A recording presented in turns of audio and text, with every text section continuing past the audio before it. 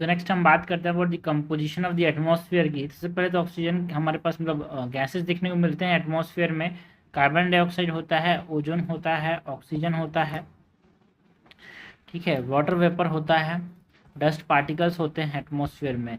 इसमें हमारे पास carbon dioxide एक ये ट्रांसपेरेंट सोलर रेडिएशन के लिए ट्रांसपेरेंट होता है यार, टेरेस्ट्रियल रेडिएशन के लिए ओपेक होता है। मतलब अगर यहाँ पे ये एटमॉस्फेयर है तो यहाँ से ऊपर से ये हमारे पास सोलर रेडिएशन आ सकते हैं, बट ये सोलर रेडिएशन जो है CO2 से टकरा के वापस जा नहीं सकते। तो इसकी वजह से क्या होता है, it cause green house effect by absorbing and reflecting radiation, जिससे लेवल ऑफ जो फॉसिल फ्यूल है उसकी वजह से ये बढ़ता जा रहा है।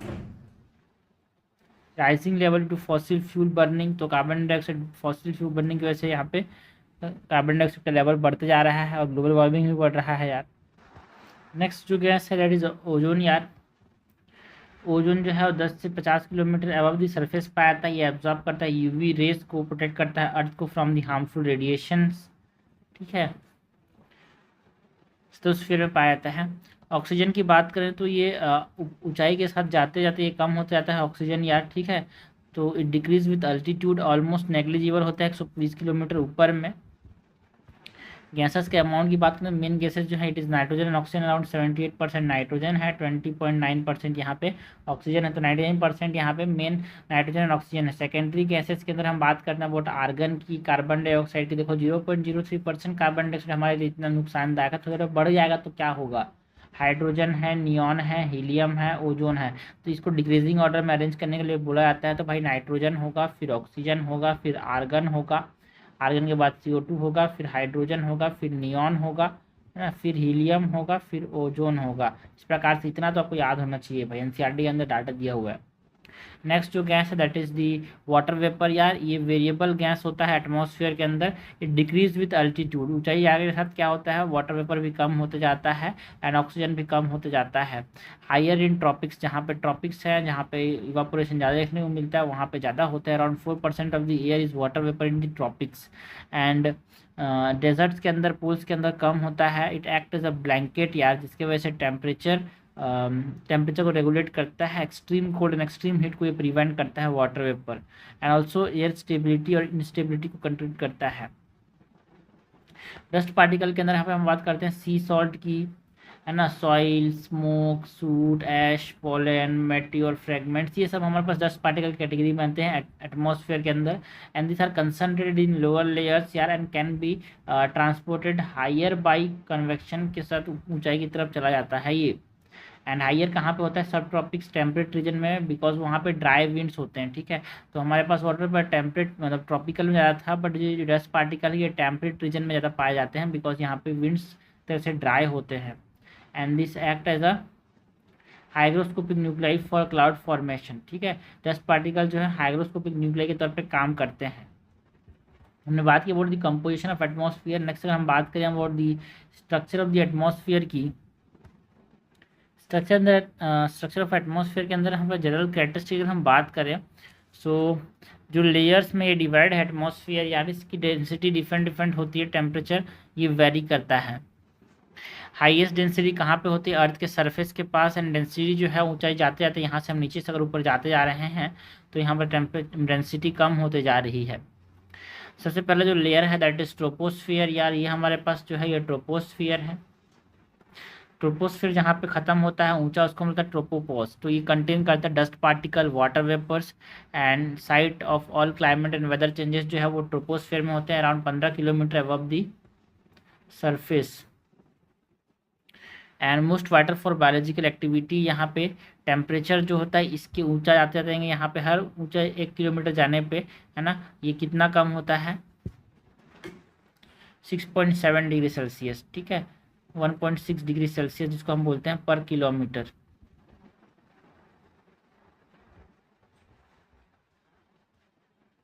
है ना। मतलब 6.5 डिग्री सेल्सियस पर किलोमीटर अगर हम ऊपर जा रहे हैं तो इतना से ड्रॉप करता है। मतलब 1 डिग्री सेल्सियस पर 165 किलोमीटर टेम्परेचर ड्रॉप करता है। इसको हम क्या बोलते हैं, normal lapse rate, that is 6.5 degree Celsius पर किलोमीटर। एंड ट्रोपोपॉज जो है इसका अपर लिमिट होता है या ट्रोपोस्फियर का, ठीक है, ये 8 से 18 किलोमीटर तक यहाँ पे ट्रोपोपॉज होता है ज़मीन से। ट्रोपोस्फियर के बाद यहाँ पे हमारे पास जो नेक्स्ट लेयर आता है इट इज़ दी स्ट्रेटोस्फियर। इसी स्ट्रेटोस्फियर में हमारे पास मैक्सिमम ओजोन कंसंट्रेशन देखने को मिलता है, इसको हम क्या बोलते हैं, ओजोन लेयर, ठीक है। So stratosphere contain ozone layer which absorb UV lights. ये 18 से 50 किलोमीटर तक होता है। It shields life from the harmful radiation. इसके अपर बाउंड्री को हम क्या बोलते हैं, स्ट्रेटोपॉज। स्ट्रेटोस्फियर के बाद यहाँ पे नेक्स्ट जो आता है इट इज़ दी मीजोस्फियर। ये मीजोस्फियर हो गया। सो यहाँ पे टेम्परेचर डिक्रीज विथ अल्टीट्यूड, ठीक है। ऊपर जाने के बाद से टेम्परेचर डिक्रीज होते जाता है एंड टेम्परेचर -100 डिग्री सेल्सियस हो जाता है भाई। 80 किलोमीटर ऊंचाई आते आते यहाँ पे, ये देखो 80 किलोमीटर में मीनोपॉज है, मतलब मेसोपॉज है अराउंड, तो यहाँ तो जाते थे यहाँ पे अराउंड -100 डिग्री सेल्सियस टेम्परेचर कम होते होते हो जाता है, ठीक है। 50 से 85 किलोमीटर तक यहाँ पे मीजोपॉज होता है एंड मतलब mesosphere. Mesopause is the upper limit of the mesosphere. Next हम बात करते हैं अबाउट दी मीजोस्फीयर के ऊपर में जो है इट इज़ थर्मोस्फीयर। ये थर्मोस्फीयर में कार्बन लाइन जो है वो थर्मोस्फीयर में लाई करता है भाई, है ना। थर्मोस्फीयर जो है वो 85 से लेकर 70 किलोमीटर तक थर्मोस्फीयर कहलाता है and the layer above the mesosphere is thermosphere. यहाँ पे टेम्परेचर इंक्रीज करता है विथ अल्टीट्यूड। यहाँ से देखो भाई, है ना, ये जो मीजोपॉज यहाँ तक टेम्परेचर ऊंचाई जाने के साथ टेम्परेचर क्या कर रहा था, कम हो रहा था, ठीक है। टेम्परेचर कम हो रहा था, लेकिन यहाँ पे -100 डिग्री सेल्सियस टेम्परेचर बढ़ गया। अब इसके ऊपर जब हम जा रहे हैं थर्मोस्फीयर में, अब ऊंचा जब जा रहे हैं तो टेम्परेचर क्या होता जाएगा, टेम्परेचर जो है वो इंक्रीज होते जाएगा भाई थर्मोस्फीयर में विथ अल्टीट्यूड। सो सैटेलाइट जो है ऑर्बिट करते हैं अर्थ किसमें, थर्मोस्फीयर में। एक्सोस्फीयर की बात करें, is the outer most layer, it merge with the outer space and ये एक्सट्रीमली रेयर फील्ड मतलब कॉन्टैक्ट देखने को मिलता है, कुछ ज़्यादा स्पेस से नहीं रहता। 700 किलोमीटर से ऊंचाई जो है वो एक्सोस्फीयर के अंदर आता है एंड इसके बारे में ज़्यादा हमको पता नहीं है भाई इस लेयर के बारे में, एक्सोस्फीयर, ठीक है। ये आयोनोस्फीयर में कार्बन लाइन होता है, ये इंपॉर्टेंट है, ठीक है। फिर हमने बात की स्ट्रक्चर और कंपोजिशन ऑफ द एटमॉस्फेयर।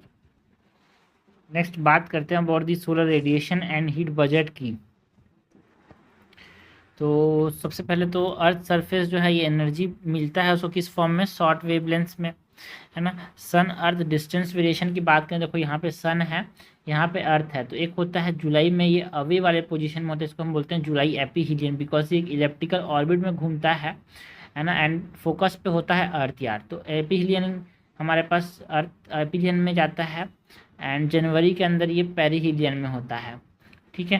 पास वाला पी से पेरीहीलियन, पी से पास वाला पॉइंट, ठीक है। Around it is 15 kilometre and it is around मतलब it is 14.7 kilometres, it is 15.2 kilometres. So insolation slightly higher during the perihelion जनवरी के समय। So aphelion 4 July earth farthest and perihelion 3 January earth is nearest. Variation affect mask by factors like land sea distribution and atmospheric circulation यार। Variability of insulation at earth surface अगर हम बात करें तो latitude influence, मतलब जो distance from the equators को हम लैटिट्यूड बोल रहे हैं। लो लैटिट्यूड्स की बात करें मतलब इक्वेटर के पास वर्टिकल रेज जो होते हैं कंसंट्रेटेड एनर्जी मिलता है स्मॉलर एरियाज में। ये देखो भाई सन रेड स्ट्राइक्स डायरेक्टली यार, mostly directly. So higher insulation देखने को मिलता है near the equator. Higher latitudes में जाएंगे तो स्लाइट स्लैंटेड रेज यहाँ पे रिसीव होता है, तो इसकी वजह से less energy per unit area देखने को मिलता है। So low angle of incoming solar radiation, more diffuse and large area यहाँ पे कवर्ड होता है, इसकी वजह से पास थ्रू मोर एटमॉस्फेयर, है ना। यहाँ पे लैटिट्यूड के अंदर हायर लैटिट्यूड्स में ज़्यादा एटमॉस्फेयर से पास करता है, ग्रेटर एब्जॉर्प्शन देखने को मिलता है, स्कैटरिंग ज़्यादा, डिफ्यूजन ज़्यादा, इसीलिए डिफ्यूज एंड लार्ज एरिया को यहाँ पे कवर करता है। Earth rotation on its axis पे यहाँ पे इंसुलेशन अफेक्ट होता है। Angle of inclination of the sun rays के ऊपर इंसुलेशन अफेक्ट होता है। Length of the day, atmospheric transparency, land configuration and aspects जो होते हैं ये सब क्या करते हैं, सोलर इंसुलेशन को अफेक्ट करते हैं ना। Solar insulation through the atmosphere की हम बात करें तो atmosphere is largely transparent to the short wave radiation, की शॉर्ट वेव रेडिएशन एटमॉस्फेयर से पास कर जाते हैं, ट्रांसपेरेंट होता है। Water vapour, ozone and gas जो होते हैं ये नियर इंफ्रारेड जो रेडिएशंस हैं उसको एब्जॉर्ब कर लेते हैं। स्मॉल पार्टिकल्स जो है वो विजिबल लाइट को स्कैटर करता है इसकी वजह से स्काई के कलर को यहाँ पे ये बनाता है, इट क्रिएट्स स्काई कलर, है ना। तो स्मॉल पार्टिकल्स जब रिफ्लेक्ट करते हैं तो सनराइज एंड सनसेट के समय रेड दिखता है because of the scattering, and blue sky देखने को मिलता है डे के समय because of the scattering. Special distribution of insulation की बात करें तो जमीन के साथ एरिया के साथ डिस्ट्रीब्यूशन की बात करें तो more insolation over continents than ocean at same latitude. Suppose करो सब सेम लैटिट्यूड में इक्वेटर के पास है तो यहाँ पे इंसुलेशन ज़्यादा कहाँ पे देखने को मिलेगा, कॉन्टिनेंट्स में, than the ocean. Maximum insulation कहाँ पे देखने को मिलता है, सब ट्रॉपिकल डेजर्ट्स में बिकॉज उसमें क्लाउड कवर कम होता है। Equator receive less insulation than tropics यार, ठीक है। ट्रॉपिक ऑफ कैंसर और ट्रॉपिक ऑफ कैप्रिकॉर्न ज़्यादा इंसुलेशन रिसीव करते हैं देन दी इक्वेटर। ये याद रखना है भाई, लोग सोचेंगे इक्वेटर ज़्यादा गर्मी है ज़्यादा इंसुलेशन, ना ना ना ना, ट्रॉपिक्स में यहाँ पे इंसुलेशन होता है। This is the point to remember यार। मिडिल एंड हायर लैटिट्यूड्स की बात करें तो less radiation in winter than summer, winter में रेडिएशन कम होता है मिडिल एंड हायर लैटिट्यूड्स में। टेरेस्ट्रियल रेडिएशंस की बात करें, देखो अर्थ ने यहाँ पे एब्जॉर्ब किया लॉन्ग वेव रेडिएशन, जो शॉर्ट वेव रेडिएशन आ रहे थे उसको, एंड अर्थ रिसीव करता है उसको, उसका अर्थ क्या करता है, हीट होता है, फिर अर्थ जो है अंदर से रिलीज करता है एनर्जी, है ना। Earth surface radiates heat receive from the sun in long wave radiation. Short wave आया लॉन्ग वेव के फॉर्म में अंदर से रिलीज किया। Atmospheric gases specially carbon dioxide and green house gases जो होते हैं वो एब्जॉर्ब करते हैं दिस हीट को, and atmosphere radiate heat back to the space, जिसकी वजह से बैलेंस मेंटेन रहता है ना। Earth maintain temperature by balancing incoming and outgoing radiation यार। Heating and cooling of the atmosphere की बात करें तो कैसे होता है, conduction means heat transfer through direct contact between the warmer and the cooler bodies, उसको हम क्या बोलते हैं, डायरेक्ट कॉन्टैक्ट से अगर हीट ट्रांसफर होता है तो उसको कंडक्शन बोलते हैं। कन्वेक्शन में क्या होता है, वर्टिकल हीट ट्रांसफर होता है लाइक राइजिंग एयर करंट की वजह से। सो ये रेस्ट्रिक्टेड होता है सिर्फ ट्रोपोस्फियर में अराउंड 18 किलोमीटर्स तक ही हमारे पास कन्वेक्शन देखने को मिलता है, article movement of the air. Advection में क्या होता है, हॉरिजॉन्टल हीट ट्रांसफर देखने को मिलता है एयर मूवमेंट से, एंड इट इज की फॉर डायरनल वेदर वेरिएशन जो कि मिड लैटिट्यूड्स में देखने को मिलता है लाइक लू, है ना। दिन में यहाँ पे क्या बहता है, लू बहता है यार। So it is a horizontal movement. Heat distribution की बात करें तो ट्रॉपिक्स ओवर हीटिंग करता है तो पोल फ्रीजिंग परमानेंटली, ठीक है। तो यहाँ पे ऊपर से एनर्जी आया, ठीक है, इनकमिंग सोलिडेशन 100%, ठीक है। जब ज़मीन में आया 47% उसको एब्जॉर्ब कर लिया कुछ ओशंस ने, लैंड ने, है ना। रिफ्लेक्ट किया अराउंड 3%, सरफेस को रिफ्लेक्ट किया 17%, क्लाउड्स ने रिफ्लेक्ट कर दिया 23%, जो है वो ऑक्सीजन मतलब water, air, ozone, cloud, dust ये सब ने एब्जॉर्ब कर लिया। 7% स्कैटर हो गया भाई स्पेस में। एब्जॉर्ब करने के बाद जो अर्थ रिलीज करती है उसको बोलते हैं आउटगोइंग सोलर रेडिएशन। जब आता है वो शॉर्ट वेव के फॉर्म में होता है, बट जाता है तो लॉन्ग वेव के फॉर्म में जाता है। तो यहाँ पे 7% जो है वो लेटेंट, 24% यहाँ पे लेटेंट हीट की फॉर्म में, 7% यहाँ पे कंडक्शन से हीट ट्रांसफर होता है, एंड 10% लॉन्ग वेव रेडिएशन की फॉर्म में जाता है, ठीक है। Radiation radiated bye hydrogen oxygen, यहाँ पे एब्जॉर्ब जो किया ये भी इसको रेडिएट करता है ना भाई। सो रेडिएटेड बाय हाइड्रोजन मतलब water, oxygen and carbon dioxide around 40% देखने को मिलता है, एंड जो क्लाउड्स हैं उसमें टकरा के कुछ स्कैटर कर दिया था तो radiated back by the clouds it is 40%, ठीक है। तो ये हमने बात की अबाउट हीट डिस्ट्रीब्यूशन की।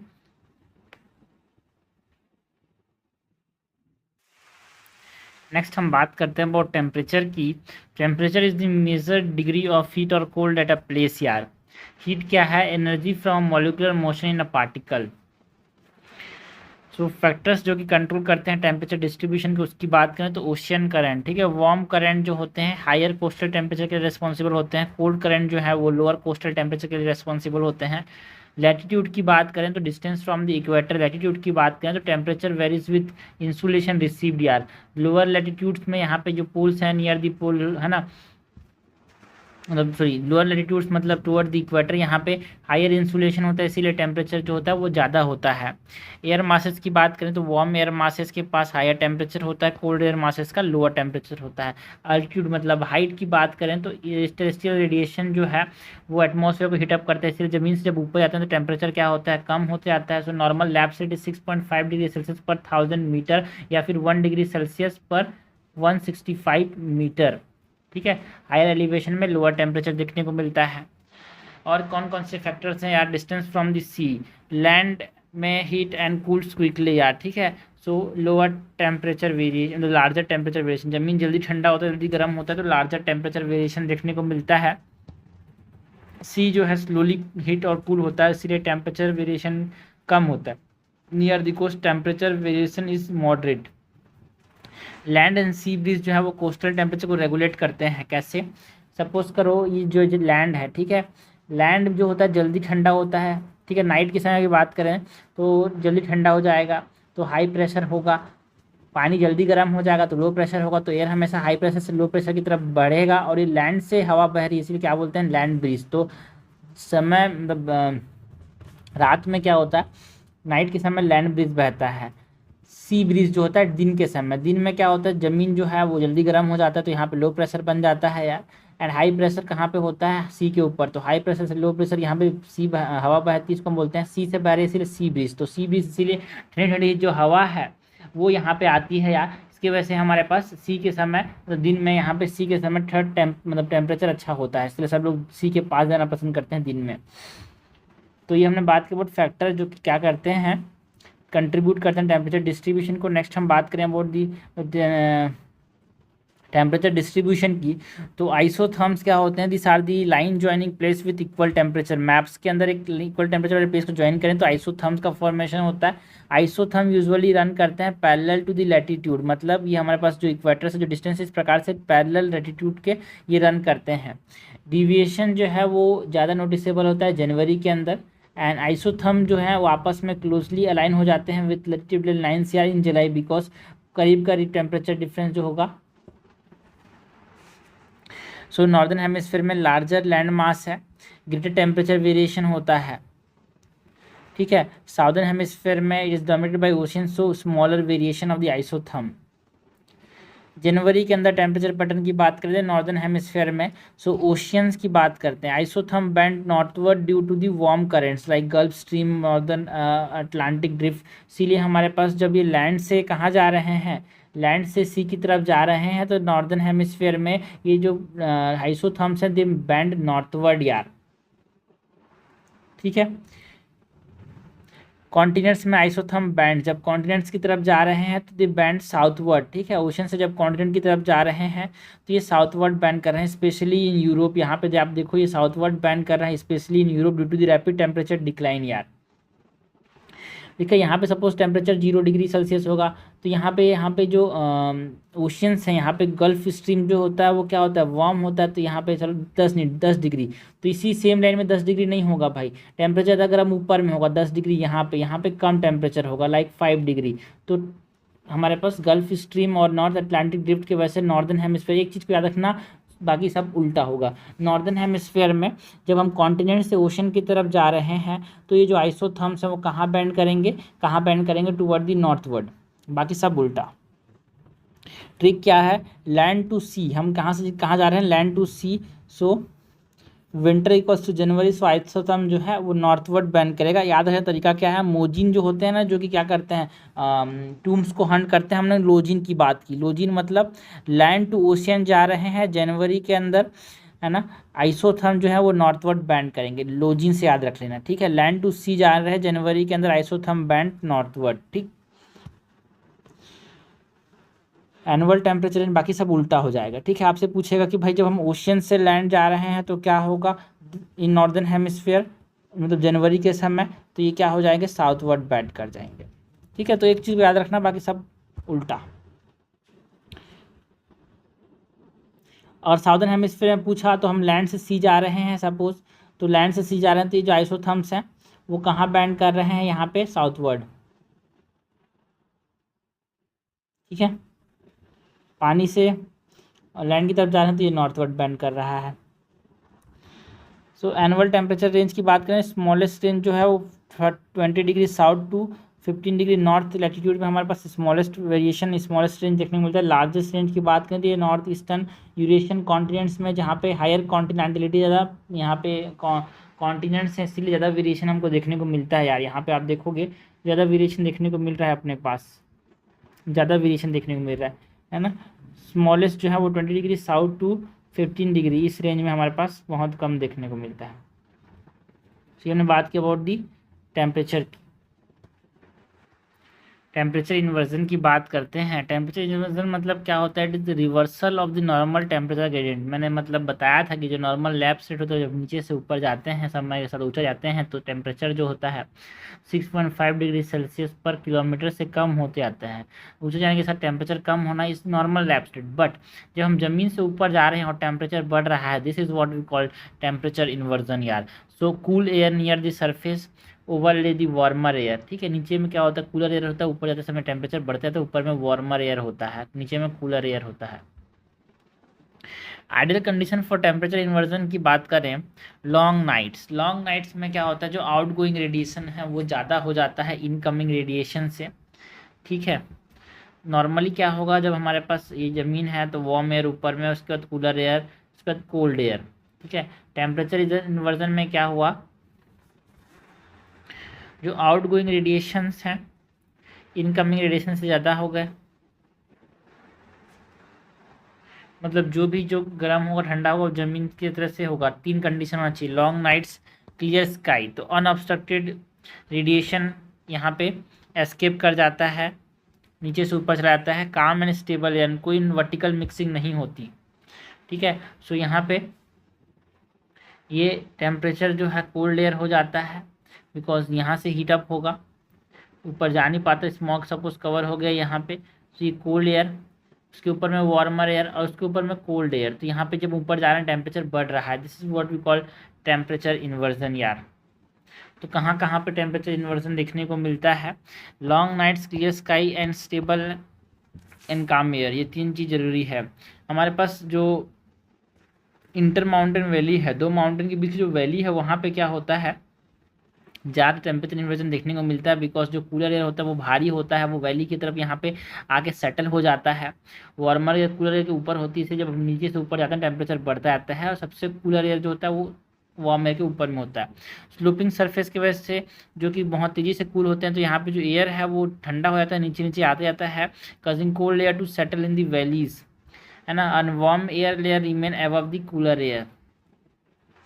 सो रीजन्स की बात करें तो मिडिल एंड हायर लैटिट्यूड्स के अंदर, that is the poles and equators के, मतलब पोल्स एंड अंटार्कटिक के पास, अंटार्कटिक और आर्टिक के पास, यहाँ पे mountain and deep valley regions में यहाँ पे देखने को मिलता है। ग्राउंड इन्वर्जन की बात करें, जहाँ पे सरफेस टेम्परेचर इन्वर्जन देखने को मिलता है। सपोज करो कोल्ड रीजन है, उसके ऊपर का जो एयर है वो जमीन का कोल्ड है, तो इसके कांटेक्ट में आने के बाद ये भी कोल्ड हो जाता है, तो नीचे से ऊपर जाने के बाद टेम्परेचर बढ़ता जाता है। So ground cools quickly on clear nights, cooling nearby areas यार। If air temperature drops below dew point, तो फॉग का फॉर्मेशन होता है। जब एयर टेम्परेचर जो है वो ड्यू पॉइंट से नीचे, ड्यू पॉइंट ऐसा पॉइंट है जहाँ पे फॉग का फॉर्मेशन होता है, ड्यू का फॉर्मेशन हो जा रहा है, उससे भी टेम्परेचर चला गया तो यहाँ पे फॉग फॉर्म होता है। तो ये हायर लैटिट्यूड्स में ये भी कॉमन है, एंड ये नाइट्स में देखने को मिलता है in middle and lower latitudes में। सबसिडेंस इन्वर्जन, जो कि अपर सरफेस इन्वर्जन भी बोलते हैं, यहाँ पे एयर मास जो है वो डिसेंड करता है, कंप्रेस करता है, and heat due to higher pressure. जो एयर मास जब डिसेंड कर रहा है, सबसाइडिंग एयर जो है ना, air mass descend compress and heats due to higher pressure, ऊपर के एरिया में, है ना, अपर सरफेस इन्वर्जन बोलते हैं। तो warm air settle over the cooler air. ठीक है, ऊपर में जो है वो वार्म एयर हो जाता है, नीचे में कूलर एयर के ऊपर में वार्म एयर आ जाता है, इसलिए टेम्परेचर इन्वर्जन बोलते हैं। नॉर्दर्न कॉन्टिनेंट्स में जहाँ पे विंटर होता है वहाँ पे देखने को मिलता है जब एयर मास डिसेंड करता है अचानक से। सब ट्रॉपिकल ओशन में जब हायर प्रेशर जोन्स होते हैं वहाँ पे ये देखने को मिलता है, ऊपर से एयर सब्सिडेंस कर गया तो वार्म एयर ऊपर में रह गया, कूलर एयर नीचे में रह गया। एक होता है फ्रंटल इन्वर्जन, जिसको हम एडवेक्शनल इन्वर्जन भी बोलते हैं। यहाँ पे जो कोल्ड एयर मासेस है वो अंडर कट करता है वार्म एयर मासेस को एट अ फ्रंट, मतलब ये कोल्ड एयर हो गया, ये वार्म एयर हो गया, तो ये वार्म एयर ऊपर से टकराए, दोनों आपस में पास आए, तो ये वार्म एयर ऊपर चला जाता है कोल्ड एयर के। तो ज़मीन के ऊपर जाने से टेम्परेचर कम होना चाहिए, यहाँ पे टेम्परेचर बढ़ रहा है, so warm air remain above the cold air, तो इसकी वजह से यहाँ पे एडवेक्शनल इन्वर्जन और फ्रंटल इन्वर्जन देखने को मिलता है। फीचर क्या है? एक स्लोप होता है यार, हायर ह्यूमिडिटी होता है, एंड पॉसिबल क्लाउड फॉर्मेशन यहाँ पे, क्योंकि वार्म एयर भी ठंडा हो जाएगा तो यहाँ पे क्लाउड का फॉर्मेशन देखने को मिलता है, बारिश होती है। एंड ये अनस्टेबल होता है, it dissipates with weather changes. क्या क्या इकोनॉमिक इम्प्लीकेशन देखने को मिल सकता है यार टेम्परेचर इन्वर्जन का, है ना। फर्स्ट डैमेज, बिकॉज वैली के जो बॉटम है जहाँ पे ये टेम्परेचर इन्वर्जन हो रहा है, इसके वजह से जो वैली के बॉटम है वो अफेक्ट होते हैं, अपर स्लोप तो सेफ रहता है। एयर पोल्यूशन, बिकॉज जब यहाँ पे वैली के बॉटम में डस्ट एंड स्मोक ट्रैप कर जाते हैं, बिकॉज ऊपर भाई जब वार्म एयर ऊपर में है, मतलब कोल्ड एयर नीचे में है, तो ये मूवमेंट ठीक से नहीं हो पाएगा, है ना। तो इसकी वजह से एयर पोल्यूशन जो होता है देखने को मिलता है। सेटलमेंट पैटर्न्स की बात करें, सो जो फार्म्स या फिर हाउसेज जो कि अपर स्लोप्स में लोकेटेड होते हैं, दे avoid cold and foggy valleys को अवॉइड करते हैं। यहाँ पे सेटलमेंट ज़्यादातर जो होते हैं वो अपर स्लोप्स में होते हैं भाई, नीचे की तरफ नहीं होते। इसीलिए तो आप मैंने वैली में देखना, वो बोलता है कि वैली के नीचे नहीं, ऊंचाई वाला जगह खोजो, ऊंचाई वाला जगह खोजो रहने के लिए। लाइक कॉफ़ी ग्रोवर्स ब्राज़ील में जो है वो वैली के ऊपर वाले एरिया में रहते हैं। हिमालयस के अंदर जो एप्पल ग्रोवर्स हैं वो भी ऊंचे वाले रीजन में रहते हैं, ये वैलीज़ में नहीं रहते, बिकॉज जम के मर जाएंगे। फॉग की बात करें तो इसके वजह से भी रिड्यूस विजिबिलिटी कम होती है, वेजिटेशन अफेक्ट होते हैं, सेटलमेंट भी अफेक्ट होता है। रेनफॉल जो होता है वो कम हो जाता है, बिकॉज स्टेबल एटमॉस्फेरिक कंडीशन है भाई टेम्परेचर इन्वर्जन, उसकी वजह से यहाँ पे दिक्कतों का सामना करना पड़ता है। So this is all about temperature inversion. Next बात करते हैं अबाउट द एटमॉस्फेरिक प्रेशर की। So difference in the pressure की वजह से क्या होता है, जो एयर है ये मूव करता है from high pressure to the low pressure यार, जिसको हम क्या बोलते हैं, moving air is called wind. Horizontal motion is called as wind, जो रिडिस्ट्रीब्यूट करता है हीट एंड मॉइस्चर को, मेंटेन करता है ग्लोबल टेम्परेचर बैलेंस को। एयर डायनामिक्स की बात करें, so air expands when heat, जब हमारे पास एयर को क्या करते हैं, हीट करते हैं तो एक्सपांड करता है एंड लो प्रेशर बनता है। जब एयर कंप्रेस होता है तो वो कूल्ड होता है, जिसकी वजह से हाई प्रेशर बनता है। सो एयर प्रेशर की बात करें, सो इसके वजह से डिटरमाइंस दी एयर सिंकिंग और राइजिंग मोशन। यार एयर प्रेशर ज़्यादा है तो कम सिंक करेगा, एयर प्रेशर कम है तो राइज करेगा। Rising moist air form clouds, जिसकी वजह से प्रिसिपिटेशन होता है। एंड इस एयर प्रेशर एक फोर्स होता है जो कि एग्जर्ट किया जाता है वेट ऑफ द एयर, एक गिवन एरिया के ऊपर जितने भी एयर है इसका जो वेट है वो जो प्रेशर लगाता है उसको क्या बोलते हैं, air pressure. And normal sea level pressure कितना होता है, 1013.25 मिली बार्स। जिस इंस्ट्रूमेंट से हम एयर प्रेशर को मेजर करते हैं उसको बोलते हैं बैरोमीटर। ये मरकरी का हो सकता है, फिर एंड्रॉयड का हो सकता है। वर्टिकल वेरिएशन ऑफ प्रेशर की बात करें तो प्रेशर डिक्रीज विथ हाइट, जैसे जैसे हम ऊंचे जाते हैं ऊंचाई में तो प्रेशर क्या होता है, कम होते आता है। रैपिड ड्रॉप देखने को मिलता है भाई प्रेशर में, लाइक माउंट एवरेस्ट जो है pressure is 2/3 less than the sea level. And जो एयर प्रेशर है it is influence by air density, temperature, water vapour, gravity से एयर प्रेशर इफेक्ट होता है। कोई फिक्स रेट नहीं है यार यहाँ पे वेरिएबल फैक्टर। लाइक टेम्परेचर अगर हम बात करें, ट्रोपोस्फीयर के अंदर हर 1 किलोमीटर जाने पे 6.5 डिग्री सेल्सियस टेम्परेचर कम होता था, जिसको नॉर्मल लैप्स बोलते थे। ऐसा कोई भी प्रेशर के लिए नहीं है, ठीक है। प्रेशर ग्रेडियंट की बात करें तो वर्टिकल ग्रेडियंट ज़्यादा खतरनाक होता है हॉरिजॉन्टल ग्रेडियंट से। बैलेंस बाय ग्रेविटी यार प्रिवेंट स्ट्रॉन्ग अपवर्ड विंड, मतलब वर्टिकल ग्रेडियंट ज़्यादा होता है हॉरिजॉन्टल ग्रेडियंट से प्रेशर का।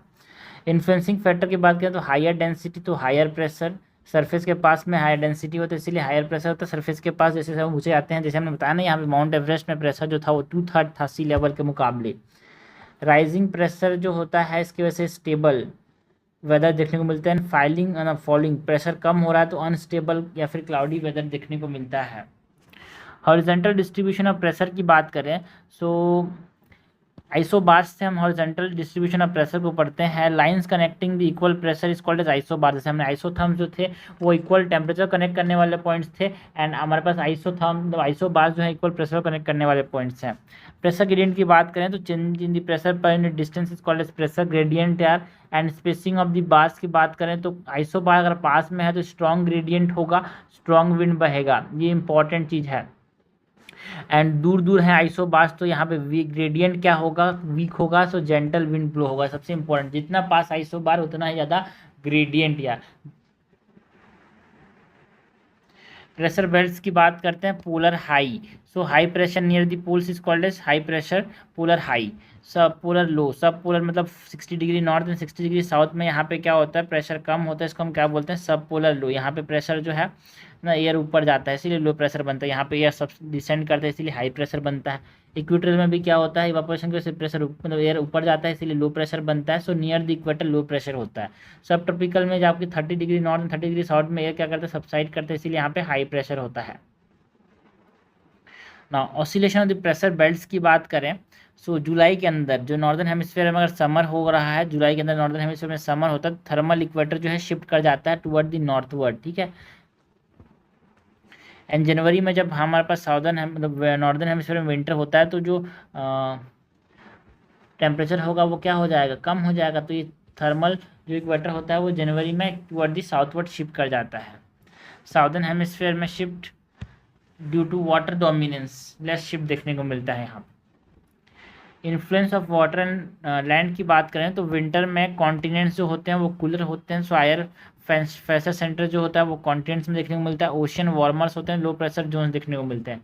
समर में कॉन्टिनेंट्स जो वार्मर होते हैं तो लो प्रेशर जोन्स देखने को मिलता है। ओशियन कूलर होते हैं तो हाई प्रेशर जोन्स देखने को मिलता है। तो ये हमने बात की अबाउट एटमॉस्फेरिक प्रेशर की। नेक्स्ट अगर हम बात करें तो प्रेशर बेल्ट्स की बात करते हैं। प्रेशर बेल्ट्स क्या होते हैं भाई, ये कुछ प्रेशर में बना ना कि भाई हाई प्रेशर है, कहीं पे लो प्रेशर है, ये सब बेल्ट्स जो हमको देखने को मिलते हैं पूरे पूरे ग्लोब में उसकी बात करते हैं। सबसे पहले तो इक्वेटर के अंदर यहाँ पे जो होता है एयर जो होता है राइज करता है इसीलिए यहाँ पे लो प्रेशर बेल्ट देखने को मिलता है यार, equatorial low pressure belt ITCZ भी बोलते हैं, ठीक है। डोल्ट्रम्स लोकेशन की बात करें तो 10 डिग्री से लेकर 10 डिग्री साउथ लैटिट्यूड तक, इधर 10 डिग्री इधर 10 डिग्री के बीच में पाया जाता है ये, 10 डिग्री नॉर्थ से लेकर 10 डिग्री साउथ तक। And zone of trade wind convergence, यहाँ पे ट्रेड विंड जो होते हैं उस तरह से कन्वर्ज कर जाते हैं from the sub tropical high pressure belts. And position जो है it shift with the apparent movement of the sun. Suppose करिए हमारे पास नॉर्दर्न हेमिस्फीयर अगर समर हो रहा है तो इक्वेटोरियल लो प्रेशर बेल्ट होगा टुवर्ड दी नॉर्थवर्ड, यहाँ पे शिफ्ट कर जाएगा। अगर हमारे पास समझ कौन सा महीना चल रहा है, अगर हमारे पास मार्च का महीना मतलब जून का महीना चल रहा है तो गर्मी के सीज़न में, ठंडी के सीज़न में शिफ्ट कर जाता है toward the southward. Northern hemisphere में अगर ठंडी हो रही है तो। कैरेक्टरिस्टिक की बात करें तो this are also ness doldrums या जो इक्वेटोरियल लो प्रेशर जोन है उसको। And cyclones do not form because यहाँ पे जीरो कोरियोलिस फोर्स देखने को मिलता है। So Coriolis force is zero at equator, ये इंपॉर्टेंट है, ठीक है, बहुत इंपॉर्टेंट क्वेश्चन बनता है। And this are dominated by cumulonimbus clouds thunder storms जो कि देखने को मिलते हैं। कन्वेंशनल रेनफॉर्म बिकॉज दिन में बादल यहाँ पे देखने को मिलता है यार, 4 बजे के आसपास बारिश होता है बिकॉज टेम्परेचर ज़्यादा होता है, इस वजह से एयर जो होता है वो ऊपर जाता है, बादल बनाता है पानी के साथ और बादल देखने को मिलता है, बारिश होती है।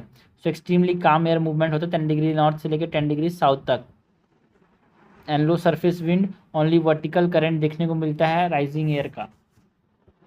क्लाइमेट की बात करें तो इक्वेटोरियल लो प्रेशर बेल्ट्स में यहाँ पे एक्सट्रीमली लो प्रेशर होता है विथ काम surface condition. Vertical air current जो है वो डोमिनेट करता है जिसकी वजह से मॉइस्चर कैरी करता है फ्रॉम द ओशन, है ना, उसकी वजह से यहाँ पे बादल बनाता है। फ्रीक्वेंट थंडरस्टॉर्म देखने को मिलता है due to moist convection. Formation की बात करें तो इंटेंस हीटिंग होता है इक्वेटर के अंदर जिसकी वजह से एयर राइज करता है, कन्वेक्शन, जिससे this rising air leads to the low pressure at the surface forming equatorial low pressure belt. यार बादल बनते हैं, बारिश होती है। तो ये हमने बात कर ली about this equatorial low pressure belt की। इसको हम कभी कभी ITCZ भी बोलते हैं, इंटरट्रॉपिकल कन्वर्जेंस जोन, बिकॉज यहाँ पे दोनों साइड से ट्रेड विंड है वो ट्रॉपिक्स से जो ट्रेड विंड आ रहे हैं वो कन्वर्ज करते हैं। सेकेंड इज सब tropical high pressure belt. This is सब ट्रॉपिकल हाई प्रेशर बेल्ट यार, है ना, यहाँ पे एयर जो है वो नीचे आता है, डिसेंड करता है हाई प्रेशर बेल्ट में। So extend from tropics that is 30 degree north and 30 degree south to about 35 degree north and 35 degree south तक एक्सटेंड करता है। Air from the ITCZ become dry and cold as it moves upward away from the equator, because equator से दूर जाएगा यहाँ पे तो ये ड्राई हो जाता है भाई। तो सब ट्रॉपिकल हाई प्रेशर बेल्ट से दूर जाता है। Air ITCZ become dry and cold as it moves upward away from the equator. Subside of the year, ये ऊपर गया नीचे से, यहाँ से यहाँ हमारे पास ITCZ है, सपोज ये हम इस तरह से देख रहे हैं क्रॉस सेक्शन में, तो यहाँ से एयर ऊपर गया और यहाँ पे जाके ये सब ट्रॉपिकल लो प्रेशर बेल्ट में यहाँ पे कन्वर्ज करता है, यहाँ पे हाई प्रेशर देखने को मिलता है, इसीलिए sub tropical high pressure belt में कन्वर्ज करता है, यहाँ पे भी गया यहाँ पे। So air from the ITCZ become dry and cold as it moves upward from the equator, तो यहाँ पे ड्राई एंड कोल्ड बन के नीचे गया। Subsidence of the air occur at 30 degree north and 30 degree south forming high pressure zones यार, and Coriolis force contribute करता है to the high pressure by blocking air at upper levels, ठीक है। Climate की बात करें तो वार्म एंड ड्राई एयर देखने को मिलता है बिकॉज ऑफ द सब्सिडेंस यार, तो ज़्यादातर जो मेजर डेजर्ट्स हैं वो इसी बेल्ट में पाए जाते हैं, sub tropical high pressure belt, जैसे कि यहाँ पे गोबी डेजर्ट हो गया, यहाँ पे टूरकटन डेजर्ट हो गया, सहारा डेजर्ट हो गया, मोहर डेजर्ट देखने को मिले, है ना, Thar desert, African desert, Kalahari desert, Australian desert. So यहाँ पे काम एंटी साइक्लोनिक कंडीशन देखने को मिलता है, फीबल विंड्स, बहुत कम विंड होता है, एयर डिसेंड करता है ना, जिसके वजह से लो प्रेशर यहाँ पे एयर डिसेंड कैसे किया भाई, डिसेंड्स, है ना, descending air fits wind moving at joining low pressure, ठीक है, नीचे यहाँ पे डिसेंड किया, उसके बाद से जो लो प्रेशर की तरफ वापस से चला जाता है। And frequently affected by tropical and extra tropical disturbance, and यहाँ पे बहुत कम बारिश होती है बिकॉज यहाँ पे डिसेंडिंग एयर है ना भाई, तो मॉइस्चर ऊपर नहीं जा पाता, बादल नहीं बन पाता। हॉर्स लैटिट्यूड भी बोलते हैं बिकॉज यहाँ पे काम कंडीशन देखने को मिलता है। सेलिंग शिप ऑफन फेस्ड काम winds making travel difficult, and जो हॉर्स होते हैं उसीलिए उनको बाहर फेंक दिया जाता है, जिसकी वजह से खाना चारा कमी की वजह से, तो इसकी वजह से इसका बोलते हैं हॉर्स लैटिट्यूड भी बोलते हैं sub tropical high pressure belt को। इंटर ट्रॉपिकल कन्वर्जेंस जोन की बात करें तो region that's the circle and the region that circle the earth near the equator where the trade winds of the northern and southern hemisphere converge is called as intertropical convergence zone, ठीक है। हमारे पास ये question ये पूछा आता है कि northern hemisphere में जो एयर होंगे सब ट्रॉपिकल हाई प्रेशर से ये किस तरफ जाएंगे, है ना, ये नीचे जाएगा साउथ, ये वेस्ट, ये साउथ वेस्ट की तरफ जाएंगे, ठीक है। एंड सब ट्रॉपिकल हाई प्रेशर बेल्ट से इधर गया, ये जो है नॉर्थ वेस्ट। तो इस प्रकार से आपको देखो डायग्राम ऐसे ऐसे बनाना है, फिर यहाँ से दूर बनाना है, फिर यहाँ से इस तरह से, यहाँ से इस तरह से, आपको ऐसे सांप बनाना है भाई, एस फिर एस, ऐसे। सबसे बढ़िया बताऊँ, मेरे नाम सोनू है तो ऐसे करना, एक इक्वेटर बनाना, एक हाई प्रेशर सब ट्रॉपिकल ऐसे बनाना, ऐसे एस बनाना, ऐसे एस एस एस, मतलब एयर इधर दूर जाएगा, एयर इधर पास आएगा। फिर इधर क्या बनेगा, यहाँ पे भी एक एस बनेगा, लेकिन ये ऐसे एस बनेगा, तो एस ऐसे बन गया ना। अब उसके बाद उल्टा एस बनेगा यहाँ पे ऐसे, जेड के टाइप का, जेड के टाइप का, जेड के टाइप का, तो ये एस और ये जेड। ट्रिक ये है, ऊपर में आप बनाना यहाँ पे एस और यहाँ पे जेड।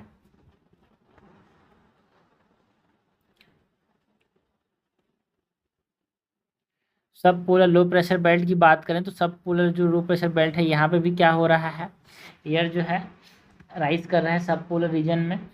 सो ये सब पूरा लो प्रेशर बेल्ट है भाई। लोकेशन की बात करें तो 45 degree north and 45 degree south latitude में पाया जाता है, and the Arctic and Antarctic circle में।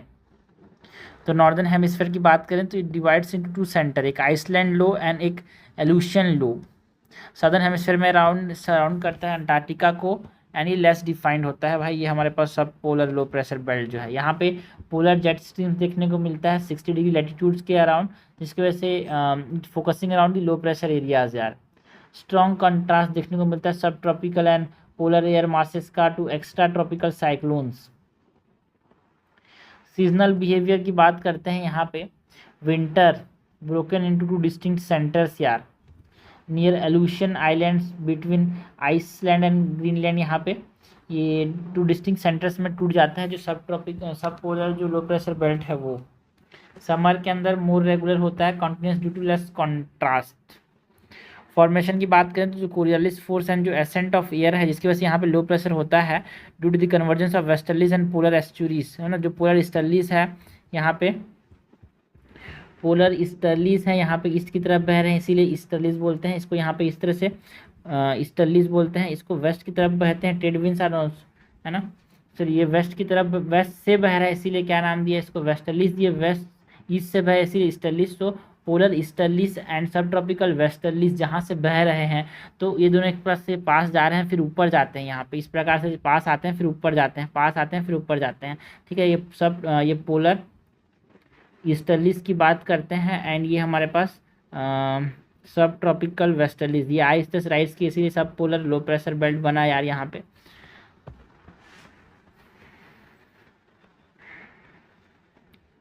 ठीक है। सो प्राइमरली फाउंड ओवर ओशियन, यहाँ पे कोरलिस फोर्स एंड जो एसेंट ऑफ एयर होता है, convergence of westerlies and polar easterlies की वजह से यहाँ पे लो प्रेशर देखने को मिलता है।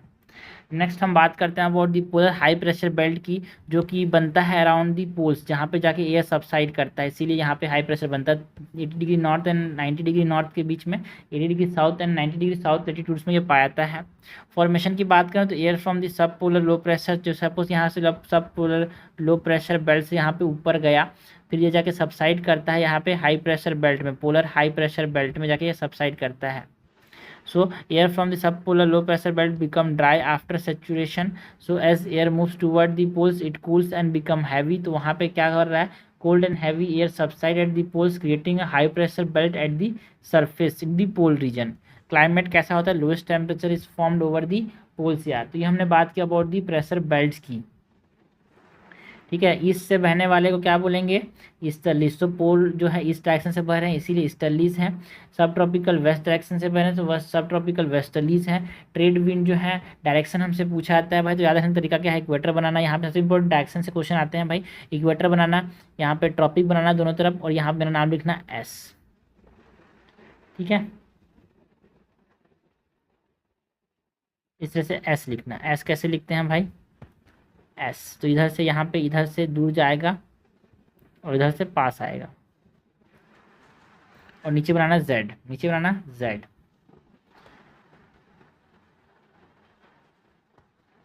नेक्स्ट हम बात करते हैं about the forces affecting velocity and direction of the wind. So pressure gradient force की बात करें, ये velocity and direction of the wind को अफेक्ट करते हैं। जो डिफरेंस होता है एटमॉस्फेरिक प्रेशर में, उसकी वजह से प्रेशर ग्रेडियंट फोर्स हमको देखने को मिलता है, जितना पास उतना ज़्यादा प्रेशर ग्रेडियंट यार। ठीक है, हाई प्रेशर ग्रेडियंट। एंड जो विंड का डायरेक्शन होता है it is perpendicular to the isobars, stronger where isobars are close, weaker they are far apart. ठीक है, जो प्रेशर ग्रेडियंट होता है वो ज़्यादा कहाँ पे होता है, जहाँ पे ये पास पास होते हैं, यहाँ पे प्रेशर ग्रेडियंट ज़्यादा है। And this pressure gradient force determine the speed. And ये जो विंड का डायरेक्शन होता है आइसोबार्स, सपोज आइसोबार्स इसके परपेंडिकुलर होता है। फ्रिक्शन फोर्स, ठीक है, तो विंड के डायरेक्शन को जो फोर्सेस अफेक्ट करते हैं velocity and direction of the wind को, तो पहला है प्रेशर ग्रेडियंट फोर्स, दूसरा है फ्रिक्शन फोर्स, है ना। Affects wind speed greatest at the surface यार, फ्रिक्शन फोर्स ज़्यादा होगा तो हमारे पास स्पीड कम हो जाएगा। Influence wind up to 1 to 3 kilometre above the surface, यहाँ पे फ्रिक्शन ज़्यादा होता है इसलिए विंड स्पीड सरफेस पे पास कम होता है। एंड सी के पास फ्रिक्शन कम होता है इसीलिए मिनिमल ओवर दी सी, तो स्पीड जो होगा प्रेशर ज़्यादा होगा, स्पीड वेलोसिटी ज़्यादा होगा हमारे पास विंड का। कोरियोलिस फोर्स, ये अर्थ के रोटेशन की वजह से होता है। Coriolis force is 0 at equator, ये 100 बार बोलना जरूरी है।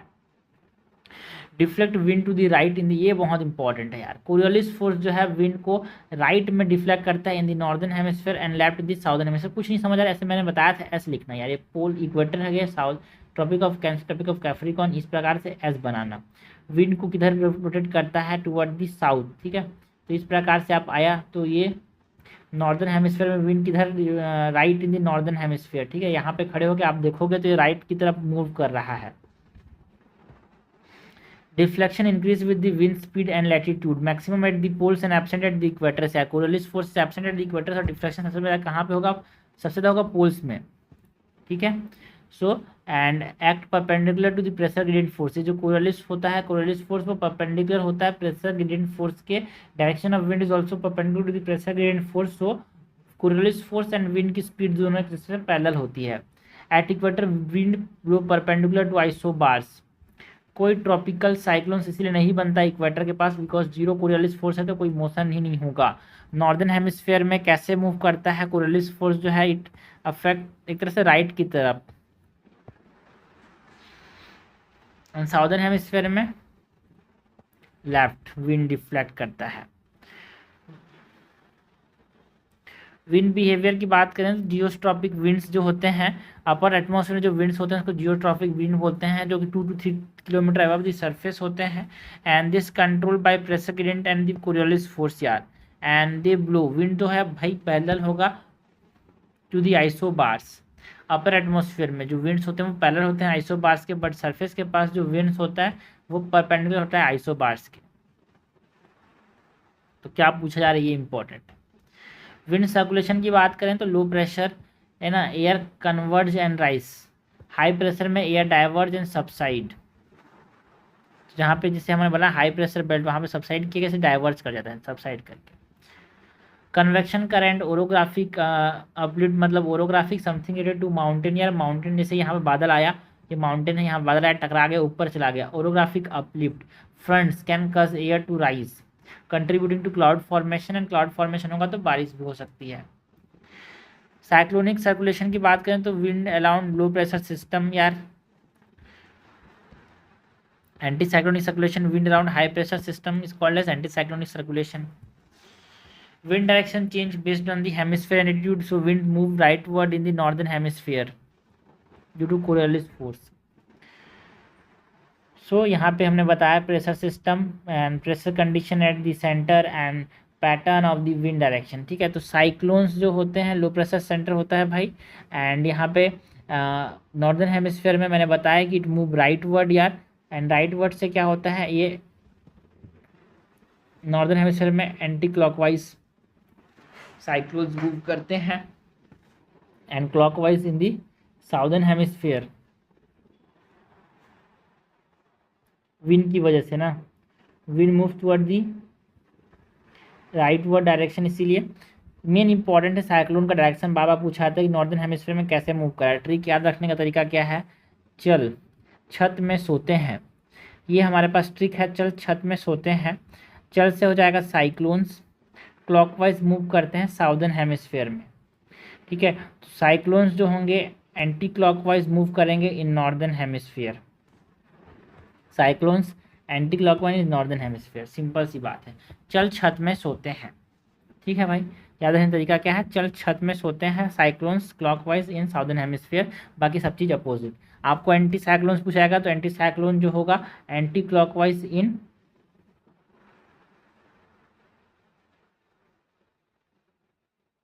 Southern hemisphere, simple.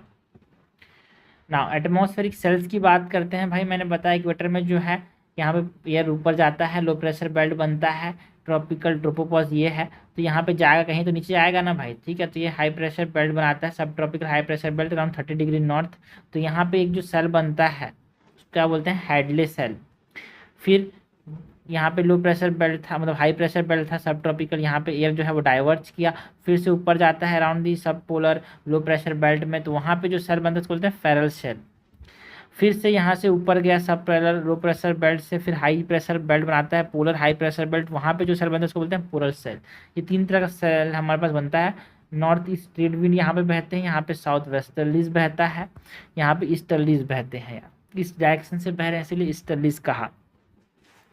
नाउ सबसे पहले तो ट्रॉपिक्स में कौन सा सेल है भाई, हेडले सेल। हेडले सेल जो होता है at anti tropical convergence zone यार, हाई इंसुलेशन की वजह से लो प्रेशर होता है, एयर ऊपर जाता है यार, कॉजिंग एयर टू राइज, जिससे वो 14 किलोमीटर एल्टीट्यूड के बाद जाने के बाद यहाँ पे ये सिंक करता है around 30 degree north and south altitude में, and due to cooling and pressure accumulation यार ये सब ट्रॉपिकल हाई प्रेशर बेल्ट बनाता है near the surface, air flow back to the equator है ना, एस्टलिस की फॉर्म में कन्वर्जिंग एट दी ITCZ।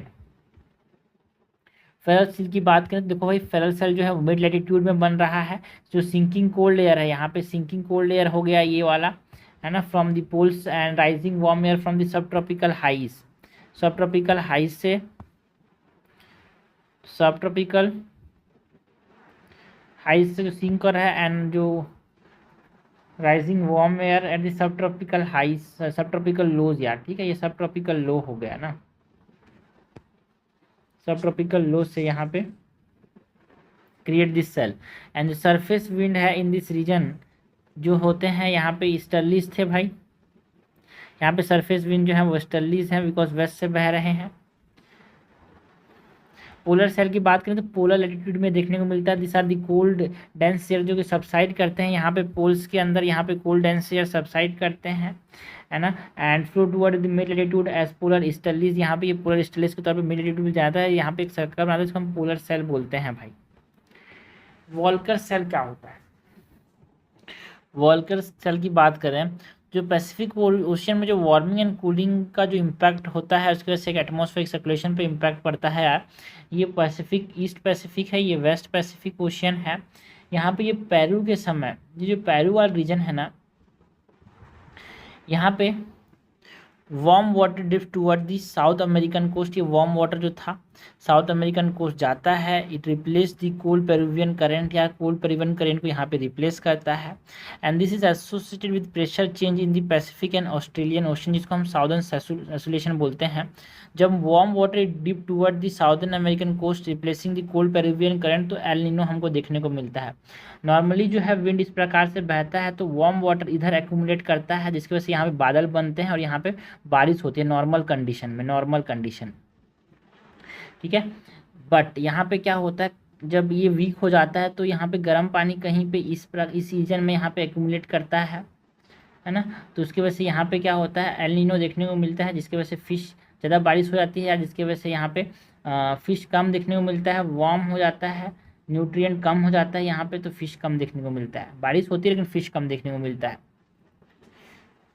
तो एल नीनो साउदर्न ऑसिलेशन की बात करें तो heavy rainfall on the South American arid west coast and drought in Australia and sometime India, जिसकी वजह से फ्लड देखने को मिलता है चाइना में, ठीक है। एल नीनो की वजह से इंडिया में सूखा पड़ता है, ऑस्ट्रेलिया में सूखा पड़ता है।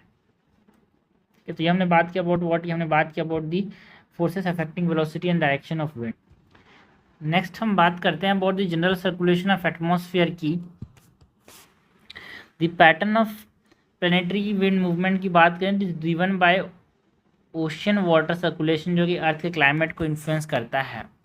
प्लेनेटरी विंड्स की बात करें तो डिपेंड्स ऑन जो लैटिट्यूडनल वेरिएशन है in atmospheric heating, emergence of the pressure belts, migration of the belts with the apparent path of the sun, continent की डिस्ट्रीब्यूशन, ओशन की डिस्ट्रीब्यूशन, अर्थ रोटेशन, इस चीज़ पे यहाँ पे जो प्लेनेटरी विंड्स हैं वो डिपेंड करते हैं। जनरल सर्कुलेशन एंड ओशंस की बात करें, जो हीट ट्रांसफर होता है फ्रॉम हायर मतलब lower to higher latitude sustain atmospheric circulation. Lower latitude मतलब दी इक्वेटर के पास जो हीट ट्रांसफर होता है हायर लैटिट्यूड तक मतलब पोल्स तक, वो एटमॉस्फेरिक सर्कुलेशन को सस्टेन करता है।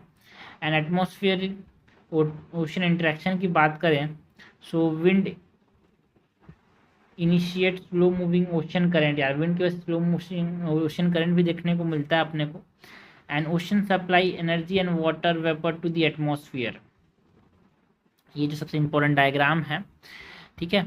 ये इक्वेटर लो प्रेशर बेल्ट है, यहाँ पे एयर ऊपर जाता है, ठीक है। यहाँ पे जाएगा, ये सब ट्रॉपिकल हाई प्रेशर बेल्ट में कन्वर्ट करेगा। जो सेल बनता है इसको हम क्या बोलते हैं, हेडलेस सेल। कौन सा सेल बोला भाई, हेडलेस सेल। उसके बाद यहाँ पे डाइवर्ज किया, हाई प्रेशर था यहाँ पे, जाके फिर से सब पूरा लो प्रेशर बेल्ट में ऊपर जाए, कौन सा सेल बनाया, फेरल सेल। फिर से ये ऊपर गया, लो प्रेशर बेल्ट था, जाके हाई प्रेशर पोलर रीजन में जाता है, ये कौन सा, पोलर सेल बनाता है, ठीक है। वार्म एयर इक्वेटर के रीजन में यहाँ पे जाते हैं, राइज करते हैं, बादल बनाते हैं, बारिश होती है। ये नॉर्थ डायरेक्शन से बह रहे हैं, इसीलिए हम क्या बोलते हैं, नॉर्थ ईस्टर्लीज या फिर ट्रेड विंड, साउथ ईस्टर्लीज या फिर ट्रेड विंड बोलते हैं इसको। सब ट्रॉपिकल हाई प्रेशर बेल्ट को हॉट लैटिट्यूड बोलते हैं, बिकॉज एयर सबसाइड करता है तो यहाँ पे कामनेस दिखने को मिलती है यार। एंड जेट स्ट्रीम्स देखने को मिलते हैं सब पोलर लो प्रेशर बेल्ट्स में, वेस्ट टू ईस्ट बहते हैं भाई जेट स्ट्रीम, कहाँ से कहाँ, वेस्ट टू ईस्ट। यहाँ पे भी जेट स्ट्रीम्स जो है वो हायर लैटिट्यूड्स में देखने को मिलते हैं, जो कि वेस्ट टू ईस्ट बहते हैं, ठीक है।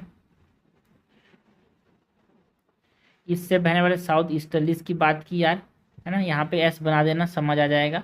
साइक्लोन्स जो होंगे, है ना, चल छत पे सोते हैं, चल छत पे सोते हैं, तो साइक्लोन्स जो हैं क्लॉकवाइज इन साउदर्न हेमिस्फेयर, तो cyclones anti clockwise in northern hemisphere, ठीक है। एंटी साइक्लोन्स जो होंगे clockwise in northern hemisphere, anti clockwise in southern hemisphere. ये सिंपल सा चल छत पे सोते हैं ट्रिक है हमारे पास, कोरियोलिस फोर्स की वजह से इससे तो पूछा जाता है। एंड विंड जो है कोरियोलिस फोर्स की वजह से नॉर्दर्न हेमिस्फेयर में डिफ्लेक्ट टुवर्ड द राइट, यार यहाँ पे आपको समझ आ जाएगा, नॉर्दर्न हेमिस्फेयर में कोरियोलिस फोर्स की वजह से कहाँ पे जा रहा है, राइट की तरफ मूव कर रहा है।